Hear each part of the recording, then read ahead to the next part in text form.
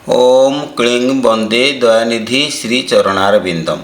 अथ श्रीमद् भगवद गीता प्रथम अध्याय धृतराष्ट्र उवाच। श्रीमद् भगवद गीतार सृष्टि संस्कृत भाषार होइछि। तार प्रत्येक श्लोक यही भाषार लिखा जाइछि। तार समस्त शब्द मध्य संस्कृत भाषार शब्द। ସେହି କାରଣରୁ ଧୃତରାଷ୍ଟ୍ର ଶବ୍ଦଟି ମଧ୍ୟ ସଂସ୍କୃତ ଭାଷାର ଶବ୍ଦ।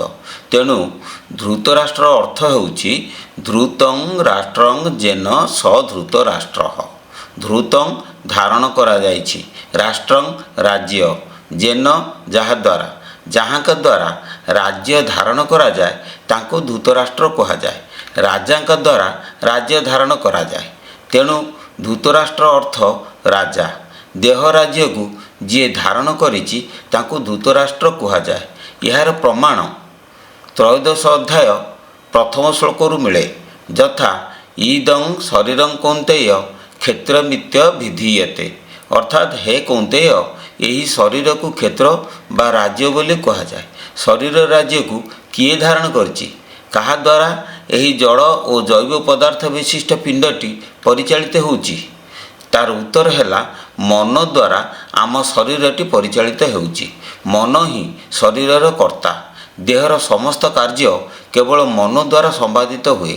ଆମେ ମନ ସାହାଯ୍ୟରେ ସମସ୍ତ ଅଙ୍ଗ ଚାଳନ କରୁଛନ୍ତି, କଥା କହୁଛନ୍ତି, ପାଦରେ ଗତି କରୁଛନ୍ତି, ହସ୍ତରେ କାର୍ଯ୍ୟ କରୁଛନ୍ତି ଇତ୍ୟାଦି। ମନ ସ୍ନାୟୁମାନଙ୍କର ଉତ୍ତେଜକ।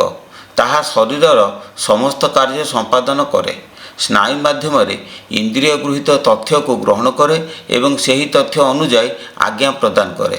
ତେଣୁ ମନ ହେଉଛି ଦେହ ରାଜ୍ୟର ରାଜା ବା ଶାସନକର୍ତ୍ତା, ଯାହାର ଅନ୍ୟ ନାମ ଧୃତରାଷ୍ଟ୍ର।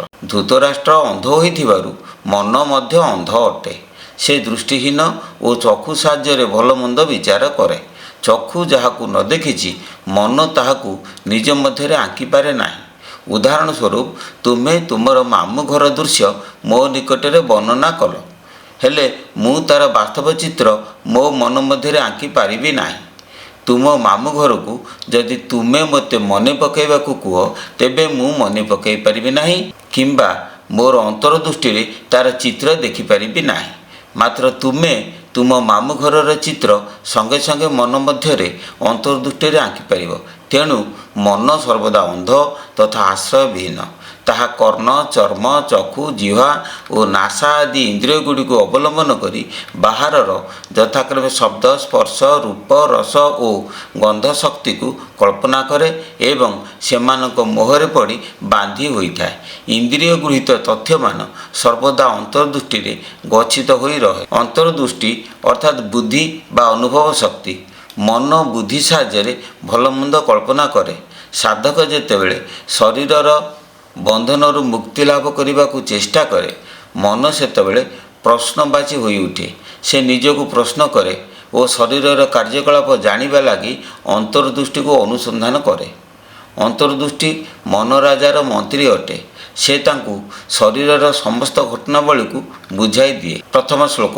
ଧର୍ମକ୍ଷେତ୍ରେ କୁରୁକ୍ଷେତ୍ରେ ସମବେତା ଯୁଯୁତ୍ସବଃ ମାମକାଃ ପାଣ୍ଡବାଶ୍ଚୈବ କିମ କୁର୍ବତ ସଞ୍ଜୟ। ଗଦ୍ୟାର୍ଥ। ଧର୍ମକ୍ଷେତ୍ର କୁରୁକ୍ଷେତ୍ରରେ ଯୁଦ୍ଧାଭିଳାଷୀ ତାଙ୍କ ପକ୍ଷ ଓ ପାଣ୍ଡବଗଣ ଏକତ୍ରିତ ହୋଇ କ'ଣ କରୁଛନ୍ତି? ପଦ୍ୟାର୍ଥ।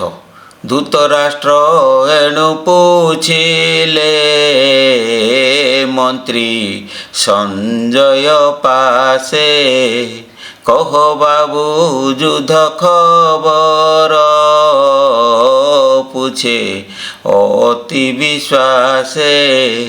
ধর্মক্ষেত্রে কুরুক্ষেত্রে মো পুত্রে পণ্ডুনন্দনে, একত্রিতে কি সঞ্জয় কলে যুধার্থী গড়ে।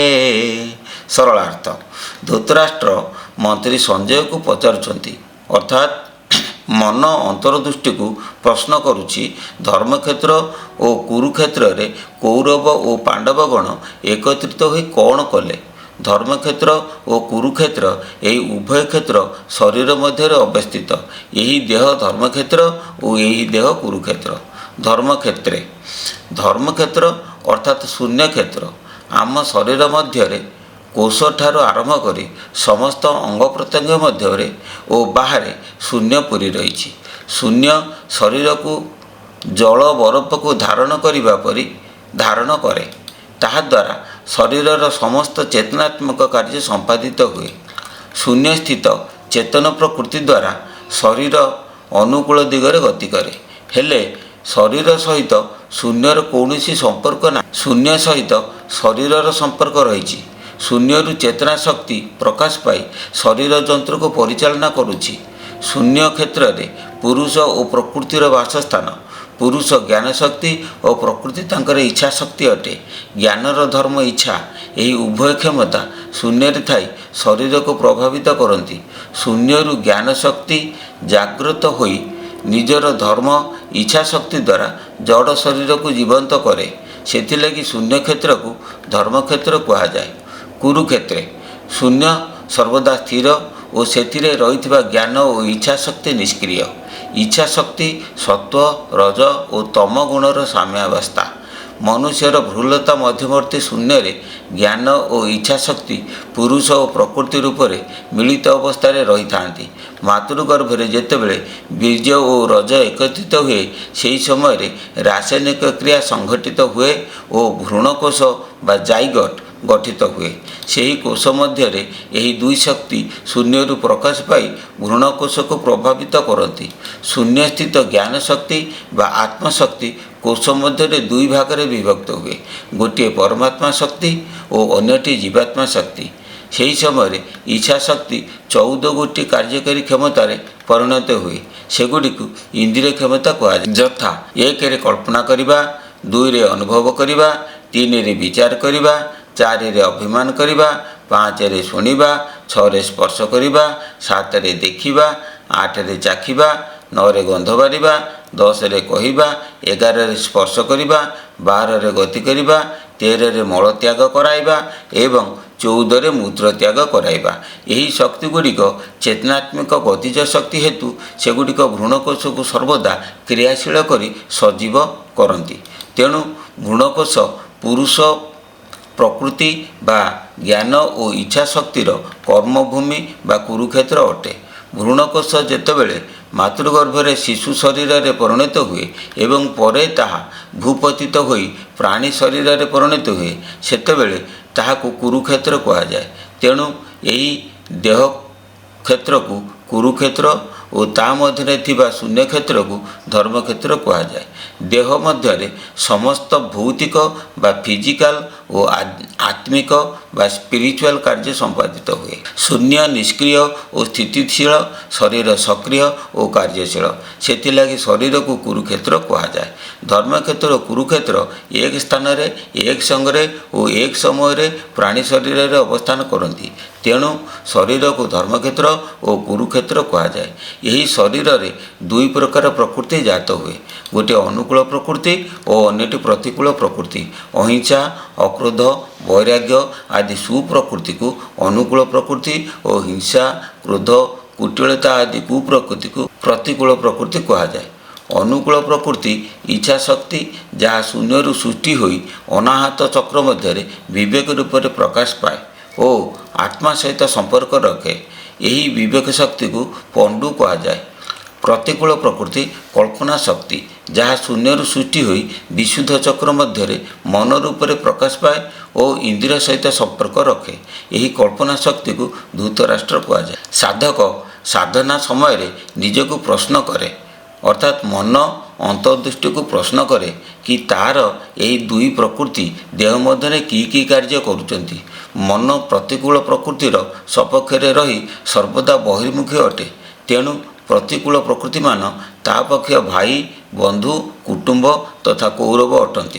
ବିବେକ ଅନୁକୂଳ ପ୍ରକୃତିର ସପକ୍ଷରେ ରହି ସର୍ବଦା ଅନ୍ତର୍ମୁଖୀ ଅଟେ। ତେଣୁ ଅନୁକୂଳ ପ୍ରକୃତିମାନ ତା ପକ୍ଷ ଭାଇ, ବନ୍ଧୁ, କୁଟୁମ୍ବ ତଥା ପାଣ୍ଡବ ଅଟନ୍ତି।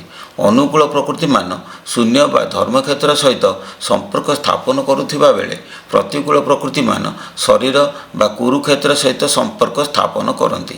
ମୋକ୍ଷାଭିଳାଷୀ ସାଧକ ନିଜର କୁପ୍ରକୃତିକୁ ବିନାଶ କରି ସୁପ୍ରକୃତି ଜାଗ୍ରତ କରିବାକୁ ଇଚ୍ଛା କରେ। ସେଥିଲାଗି ସେ ଯୋଗ ସାଧନା ରୂପକ ଯୁଦ୍ଧକର୍ମ କରି କୁପ୍ରକୃତିକୁ ଦମନ କରିବାକୁ ଇଚ୍ଛା କରେ। ପ୍ରାଣାୟାମ କ୍ରିୟାକୁ ଯୋଗ ସାଧନା କର୍ମ କୁହାଯାଏ। ଏ କଥା ଶ୍ରୀ ଶ୍ରୀ ଦୟାନିଧି ପରମହଂସ ଦେବ ଖରସ୍ରୋତା କଳ୍ପ ପୁସ୍ତକରେ ଏହିପରି ଲେଖିଛନ୍ତି। ଯଥା ମନ ଯେ ଅନ୍ଧଧୂତ ରାଷ୍ଟ୍ର ପ୍ରକୃତି ଆଦି ସତେ ପୁତ୍ର ତାହାଙ୍କୁ ହତ କର ତୁମ୍ଭେ ସତ୍ୟ ଶାନ୍ତି ଓ ଦୟା ଲାଭେ ଶୋକ କରିବା ନୁହେଁ ଏହା ଏ ଅଟେ ଅନିତ୍ୟର କାୟା କ୍ଷତ୍ରିୟ ପରା ଅଟୁ ତୁହି ତୋତେ ଏ ଶୋଭା ପାଉ ନାହିଁ ଏ ବୁଦ୍ଧି କ୍ଷେତ୍ରର ଉପରେ ଅଛ ଇ ଆତ୍ମା କ୍ଷେତ୍ର ଧୀରେ ଥାପିବୁ ଆତ୍ମା ରାଜ୍ୟ ତୁହି ଏପରି ହେଉଛୁ କି ପାଇଁ ଏହା ତ ତୋର ଆତ୍ମା ଧର୍ମ କି ପାଇଁ ହେଉ ମତି ଭ୍ରମ ଏମନ୍ତ ସ୍ଥାନେ ଥିର ହୋଇ ସ୍ୱଧର୍ମ ଭାବ ଚିହ୍ନ ତୁହି ଏ ଯୁଦ୍ଧ ନାମ ପ୍ରାଣାୟାମ ତାବଳେ ନାଶ ଅଭିମାନ ଦ୍ୱିତୀୟ ଉପାୟ ୟା ଭିନ୍ନ ନାହିଁଟି ଜାଣ ତୁ ନନ୍ଦନ ଏ ଯୁଦ୍ଧେ ଏମନ୍ତ ହୋଇବ ସ୍ୱର୍ଗର ଦ୍ୱାର ଫିଟିଯିବ ତ୍ରିଗୁଣ ବିନାଶ ହୋଇବ ବିଷୟ ନାଶେ ସୁଖୀ ହେବ। ସେହି ସମୟରେ ତାର ମନ ନିଜର ଅନ୍ତର୍ଦୃଷ୍ଟିକୁ ପ୍ରଶ୍ନ କରେ କି ଯୁଦ୍ଧ କରିବାକୁ ଇଚ୍ଛା କରୁଥିବା ଏହି ଦୁଇ ପ୍ରକୃତିମାନ କ'ଣ କଲେ? ଅର୍ଥାତ୍ ମନ ରାଜା ମନ୍ତ୍ରୀ ସଞ୍ଜୟକୁ ପ୍ରଶ୍ନ କରୁଛି, ମାମ କାହା? ମାମ କାହା ଅର୍ଥାତ୍ ମୋ ପକ୍ଷ ବା କୌରବ ପକ୍ଷ, ପାଣ୍ଡବା ଅର୍ଥାତ୍ ପାଣ୍ଡବ ପକ୍ଷ। ଧୃତରାଷ୍ଟ୍ର ମନ୍ତ୍ରୀ ସଞ୍ଜୟକୁ ପ୍ରଶ୍ନ କରୁଛନ୍ତି କି ତାଙ୍କ ପକ୍ଷରେ ଲଢ଼ିବାକୁ ଯାଇଥିବା କୌରବ ଓ ବିପକ୍ଷରେ ଲଢ଼ିବାକୁ ଯାଇଥିବା ପାଣ୍ଡବଗଣ ଯୁଦ୍ଧଭୂମିରେ କ'ଣ କରୁଛନ୍ତି? କୌରବ ରାଜାକୁରୁଙ୍କର ବଂଶଧର, ଦୁର୍ଯ୍ୟୋଧନାଦି 100 ପୁତ୍ର, ମନ ରାଜାର ସେମାନେ ପୁତ୍ର। ମନ ଏକ ଅନ୍ତର ଇନ୍ଦ୍ରିୟ ଯିଏ ସର୍ବଦା 10 ଗୋଟି ବହିରେନ୍ଦ୍ରିୟ ସହ ସମ୍ପର୍କ ରଖେ। କର୍ଣ୍ଣ, ଚର୍ମ, ଚକ୍ଷୁ, ଜିହ୍ୱା ଓ ନାସା ଏହି 5 ଗୋଟି ଜ୍ଞାନ ଇନ୍ଦ୍ରିୟ। ମୁଖ, ହସ୍ତ, ପଦ, ମୂତ୍ର ଓ ମଳ ଦ୍ୱାରା ଏହି 5 ଗୋଟି କର୍ମ ଇନ୍ଦ୍ରିୟ। ମନ ଏହି 10 ଇନ୍ଦ୍ରିୟର ରାଜା ବା ଶାସନକର୍ତ୍ତା। ତାହା ଏହି ଇନ୍ଦ୍ରିୟମାନଙ୍କ ସହିତ ମିଶି ଏକାଧିକ ଅଂଶରେ ବିଭକ୍ତ ହୁଏ। ଇନ୍ଦ୍ରିୟଗଣ ବାହାରର 10 ଦିଗକୁ ଧାବିତ ହୋଇ ବିଷୟଗୁଡ଼ିକୁ ଗ୍ରହଣ କରନ୍ତି ଓ କାର୍ଯ୍ୟରେ ବିନିଯୋଗ କରନ୍ତି। ପୂର୍ବ, ଦକ୍ଷିଣ, ପଶ୍ଚିମ, ଉତ୍ତର ଏ 4 ଦିଗ, ଐଶାନ୍ୟ ଉତ୍ତର ପୂର୍ବ, ଅଗ୍ନି ପୂର୍ବ ଦକ୍ଷିଣ, ନୈಋତ୍ୟ ଦକ୍ଷିଣ ପଶ୍ଚିମ, ବାୟୁ ପଶ୍ଚିମ ଉତ୍ତର ଏହି 4ଟି କୋଣ ତଳ ଏବଂ ଉପର ମିଶି ମୋଟ 10 ଗୋଟି ଦିଗ ଅଟନ୍ତି। ମନ ପ୍ରତ୍ୟେକ ଇନ୍ଦ୍ରିୟ ମାଧ୍ୟମରେ ଏହି 10 ଗୋଟି ଦିଗକୁ ଧାବିତ ହୋଇ 100 ଭାଗରେ ବିଭକ୍ତ ହୁଏ ଓ 100 ପ୍ରକାର ତଥ୍ୟ ବୁଦ୍ଧି ନିକଟକୁ ପ୍ରେରଣ କରେ। ତେଣୁ ଏହି ତଥ୍ୟମାନ ମନର 100 ପୁତ୍ର ଅଟନ୍ତି। ଏମାନେ ପ୍ରତିକୂଳ ପ୍ରକୃତି ଏବଂ ଅସତ୍ୟ ଓ ଅନ୍ୟାୟ ଆଚରଣ ଦ୍ୱାରା ଶରୀର ରାଜ୍ୟକୁ ନଷ୍ଟ କରିବାକୁ ଚାହାନ୍ତି। ପାଣ୍ଡବାଶ୍ଚୈବ ପଣ୍ଡୁ ବିବେକ ଶକ୍ତି। ନ୍ୟାୟ ବିଚାରକୁ ବିବେକ କୁହାଯାଏ। ସେ ମନର ଭାଇ ଅଟେ। ମନ ଯେତେବେଳେ ଇନ୍ଦ୍ରିୟଗଣକୁ ପରିତ୍ୟାଗ କରି ଅନ୍ତର୍ମୁଖୀ ହୁଏ ଓ ସତ୍ୟ ଏବଂ ନ୍ୟାୟ ବିଚାର କରେ ସେତେବେଳେ ତାହାକୁ ବିବେକ କୁହାଯାଏ। ମନ ଇନ୍ଦ୍ରିୟ କ୍ଷମତାରୁ ଦୂରେଇ ଯାଇ ଅନ୍ତର୍ମୁଖୀ ହେଲେ ସେ ବିବେକ ଶକ୍ତିରେ ପରିଣତ ହୋଇ ଚକ୍ରମାନଙ୍କ ସହିତ ସମ୍ପର୍କ ସ୍ଥାପନ କରେ। ବିବେକ ଶକ୍ତି ଚକ୍ରମାନଙ୍କ ମଧ୍ୟରେ ଭିନ୍ନ ଭିନ୍ନ ଅଂଶରେ ପରିଣତ ହୁଏ। ଆଧାର, ଲିଙ୍ଗ, ନାଭି, ହୃଦ ଓ କଣ୍ଠ ଏହି 5 ଚକ୍ରରେ ବିବେକ ଶକ୍ତି 5 ଗୋଟି ବିଚାର ଶକ୍ତିରେ ପରିଣତ ହୁଏ। ଏହି କ୍ଷମତା ଗୁଡ଼ିକ ବିବେକର ପୁତ୍ର ଅଟନ୍ତି। ତେଣୁ ପଞ୍ଚଚକ୍ରର ବିଚାର କ୍ଷମତା ପଣ୍ଡୁଙ୍କର ପୁତ୍ର ଅଟନ୍ତି। ଏମାନେ ଅନୁକୂଳ ପ୍ରକୃତି ଏବଂ ସତ୍ୟ ଓ ନ୍ୟାୟ ଆଚରଣ ଦ୍ୱାରା ଶରୀର ରାଜ୍ୟକୁ ରକ୍ଷା କରିବାକୁ ଚାହାନ୍ତି। କୁନ୍ତୀ ପଣ୍ଡୁଙ୍କର ପ୍ରଥମ ଓ ମାଦ୍ରୀ ତାଙ୍କର ଦ୍ୱିତୀୟ ପତ୍ନୀ। ମୂଳାଧାର ଠାରୁ କଣ୍ଠଚକ୍ର ପର୍ଯ୍ୟନ୍ତ ବାୟୁ ପ୍ରବାହର କ୍ଷେତ୍ର।